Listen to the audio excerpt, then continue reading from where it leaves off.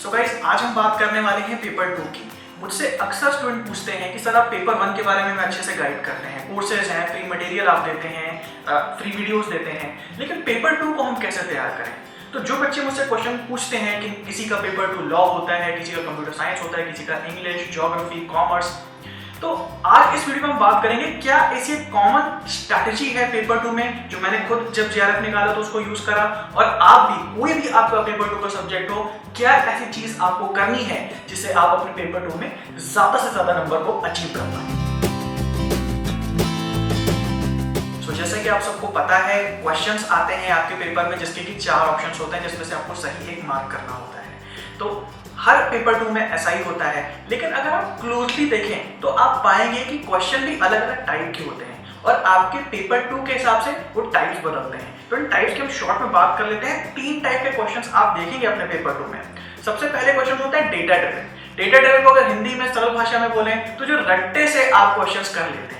तो कुछ ऐसे क्वेश्चंस आपके पेपर में होते होंगे जिसमें केवल वो चीजें पूछता है जिसको आपको बस लिस्ट बना के रट लेना है, उसका किसी भी लॉजिक से कुछ समझने से कोई मतलब नहीं है। जैसे कोई चीज किस ईयर में हुई, ये चीज किसने की, ये लिटरेचर किस पोइट ने लिखा, किस राइटर ने लिखा। तो ये जो प्लेस है, नेम है, जो भी चीजें आपको बस रटनी है लिस्ट बना के, ये आपके डेटा ड्रिवन क्वेश्चंस होते हैं। दूसरे टाइप के क्वेश्चंस आप देखेंगे कंसेप्ट बेस्ड क्वेश्चंस, मतलब वो क्वेश्चंस जिसमें आपको कुछ चीज रटनी नहीं है लेकिन आपको कंसेप्ट समझने हैं, आपको टर्मिनोलॉजी समझनी है।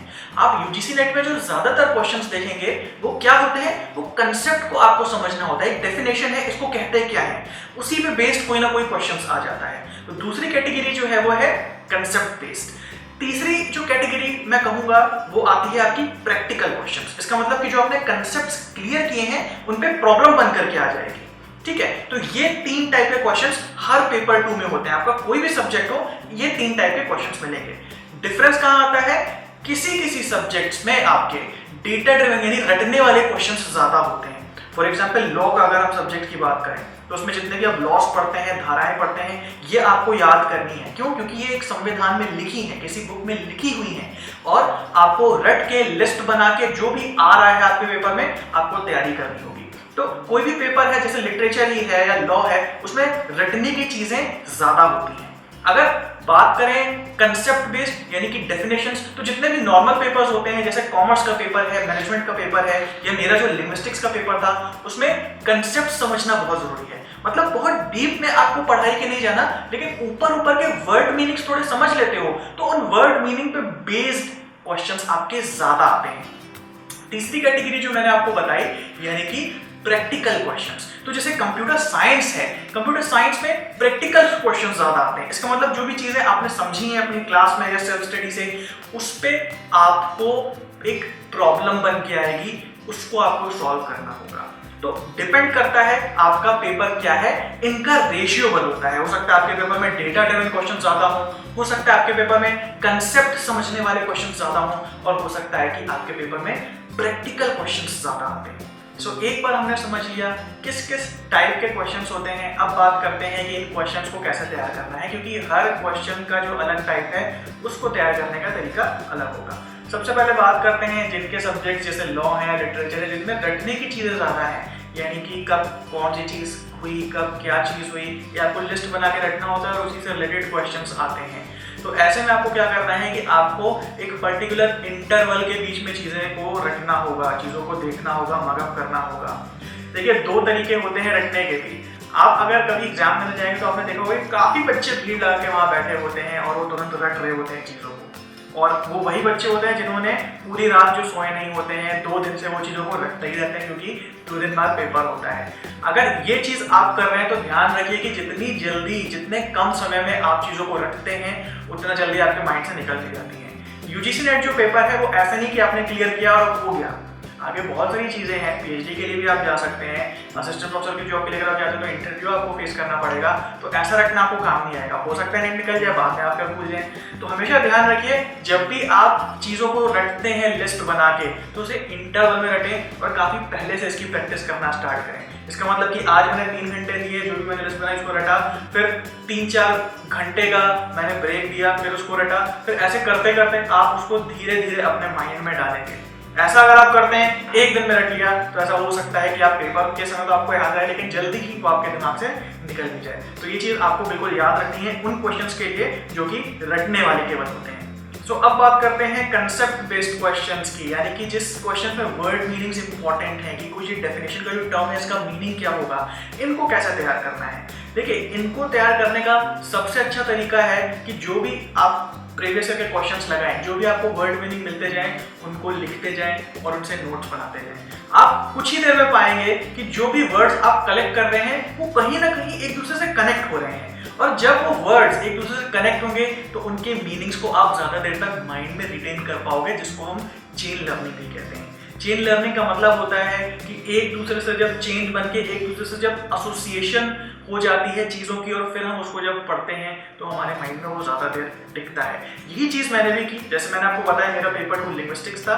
लिंग्विस्टिक्स में ज़्यादातर जो क्वेश्चंस हैं, रटने वाले बहुत कम, लेकिन सबसे ज़्यादा जो क्वेश्चंस है वो कंसेप्ट बेस्ड, यानी कि ये इस कोई भी जैसे वर्ड है उसका जो डेफिनेशन है वो क्या होगी और उस डेफिनेशन के अंदर से क्वेश्चन ज़्यादा बनते थे। तो मैंने क्या करा, मैंने पेपर लिया और उसमें छांटना शुरू किया कि कौन कौन से ऐसे टर्म्स हैं जिनका मुझे मीनिंग पता ही नहीं है। ठीक है, तो जब ये पेपर में जाते हो 3 चीजें हो सकती हैं। सबसे पहले सब कुछ आता है, दूसरी कि सुना तो है लेकिन समझ में नहीं आ रहा कैसे होगा, और तीसरी कंडीशन कि कुछ आता ही नहीं है। तो ये मैंने कोशिश की कि जब भी मैं पेपर अपने जो प्रीवियस ईयर क्वेश्चंस जो मैं लगा रहा था तो उसमें ये मेक श्योर करूं कि ये थर्ड कंडीशन तो बिल्कुल ना हो। इसका मतलब ऐसा कोई भी टर्म नहीं बचना चाहिए जिसका मुझे मीनिंग ना पता हो। उससे नोट्स बनाना स्टार्ट किए, और जैसे जैसे गाइस आप उन वर्ड्स को पिक करते जाओगे, अपने नोट्स में लिखते जाओगे, आपको उनमें एसोसिएशन समझ में आएगा। अच्छा, ये जो मैंने पढ़ा, ये जो मैंने वर्ड समझा था, ये तो इसके सब टाइप में आता है। अच्छा, ये जो वर्ड है इसके एग्जाम्पल में ये वाला टर्म आता है जो कि इस क्वेश्चन में पूछा गया था।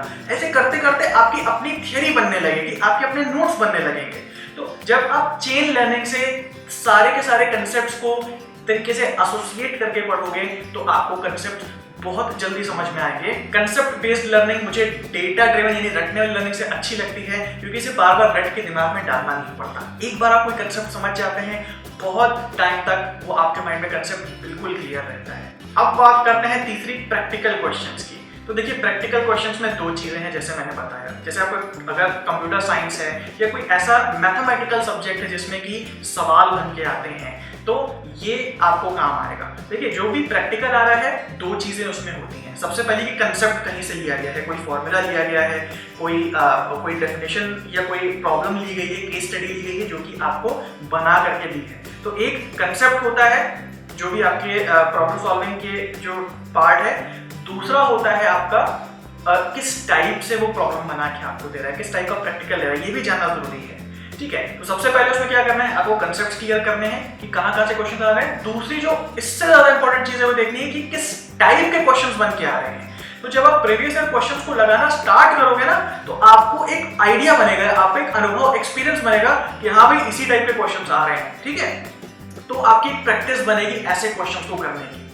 तो ये तरीके हैं जिससे कि आप इन तीनों टाइप के क्वेश्चंस को, मैंने जैसे बताया कि आपका जो भी पेपर 2 होगा, हो सकता है कि आपके पेपर 2 में रटने वाले ज्यादा हो सकता है आपके पेपर 2 में कंसेप्ट वाले ज्यादा हो सकता है आपके पेपर 2 में प्रैक्टिकल वाले ज्यादा हो। ये आपके पेपर 2 पे डिपेंड करता है। लेकिन जो मैंने बात बताई है यहाँ पे, ये चाबी है सारे पेपर 2 के, यानी कि आप अपने हिसाब से जज कर सकते हो कि किस तरीके से हमको अलग अलग टाइप के क्वेश्चंस को कवर करना है, उनको समझना है। तो जितनी भी हमने बात की उसमें एक कॉमन की टर्म निकल के आता है, एक कॉमन की फीचर निकल के आता है कि प्रीवियस ईयर क्वेश्चंस जो हैं वो आपको बिल्कुल लगाने हैं। अगर आप प्रीवियस ईयर क्वेश्चंस नहीं लगाते हो, भले आप जितने बुक पढ़ लो, आपको समझ में ही नहीं आएगा कि क्वेश्चन किस हिसाब का फॉर्म होता है, किस हिसाब की चीजें आ रही हैं। मेरे पेपर में रटने वाली चीजें ज्यादा आ रही हैं, मेरे पेपर में डेफिनेशंस के टर्म्स से रिलेटेड चीजें ज्यादा आ रही हैं, या मेरे पेपर में प्रैक्टिकल क्वेश्चन से रिलेटेड चीजें ज्यादा आ रही हैं। तो प्रीवियस क्वेश्चन मस्ट है, वही आपको एक्सपीरियंस देगा। कोई भी आप ऑनलाइन बैच कर लो, कोई भी आप ऑफलाइन बैच कर लो, कितनी ही किताबें पढ़ लो, लेकिन जब तक आप खुद से प्रैक्टिस नहीं करोगे आपको समझ में नहीं आएगा कि करना क्या है। तो मेरी राय ये है कि आज से और अभी से प्रीवियस ईयर क्वेश्चंस लीजिए अपने हाथ में और उनको पढ़ना स्टार्ट कीजिए। आई होप कि कुछ ना कुछ मदद जरूर हुई होगी इस वीडियो से गाइस। अगर आपकी इससे मदद हुई है तो प्लीज वीडियो को लाइक जरूर करें, ऐसी वीडियोस को शेयर जरूर कर दिया करें गाइस। ये सब फ्री है, बिल्कुल फ्री कंटेंट है सबके लिए, लेकिन इस टाइप के वीडियो से काफी बच्चों की मदद हो जाती है। तो गाइस आज की वीडियो के लिए इतना ही है, मिलते हैं नेक्स्ट वीडियो में, तब तक के लिए बनाए रहिए।